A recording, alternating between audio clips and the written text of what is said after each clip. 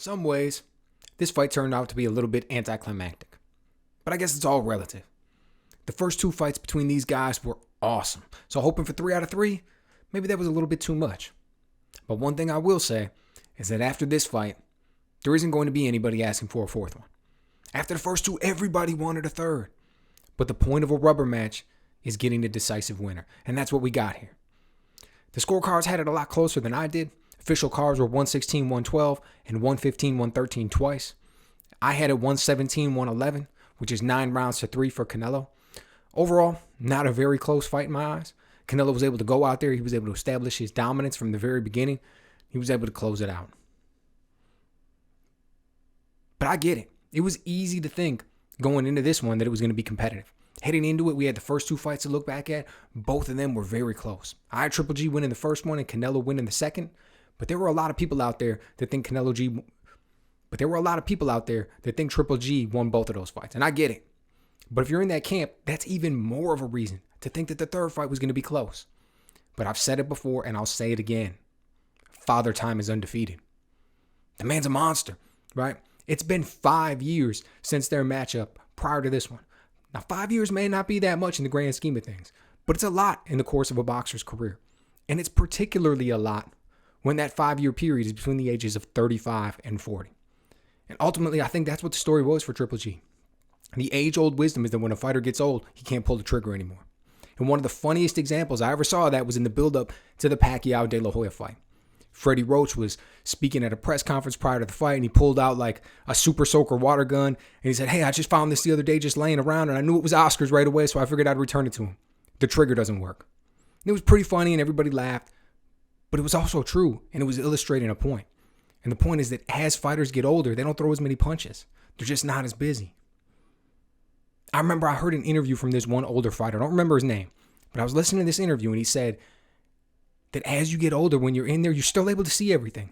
You still see all the holes, see all the angles, you see all the opportunities, but you just don't act on them anymore.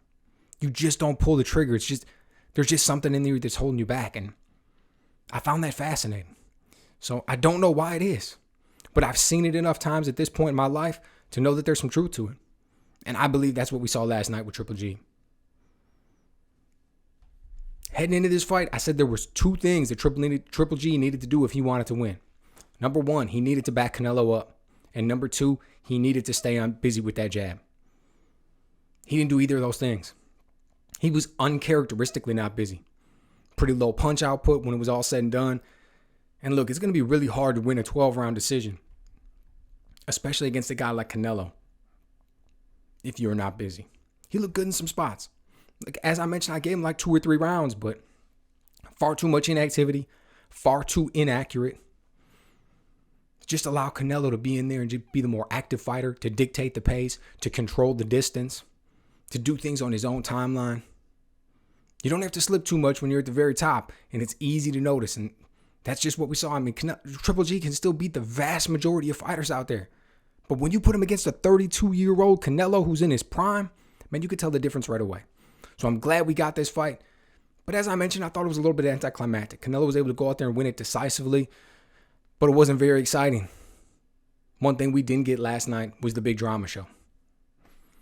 So when it's all said and done, we got to sit back and we got to ask ourselves, what's next for each man? Canelo said he wants to fight Bivol again. I get it. He's made that incredibly clear. It's about legacy. It's about wanting to go in and clean up the evidence at the scene of the crime, so to speak. The loss just doesn't sit well with him. He wants to go out there and take care of that. I get it. Now, Bivol's got a fight scheduled with Ramirez, I want to say November 5th.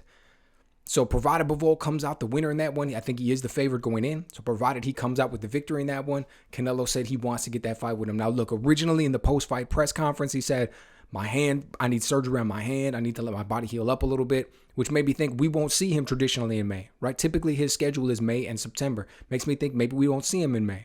But then at the post-fight presser, he said if Bivol comes out the winner, we would see him in May. So who knows? I think it's safe to say that we'll see him in 2023 sometime, whether it's May, whether it's September, whatever the case may be. I don't know if he's going to have to be out for a whole year, but over a year, I don't know. Canelo he's pretty cognizant of a lot of things when it comes to the career of a fighter, and I think he knows that staying out for longer than a year. I mean, you've only got so much time to do this.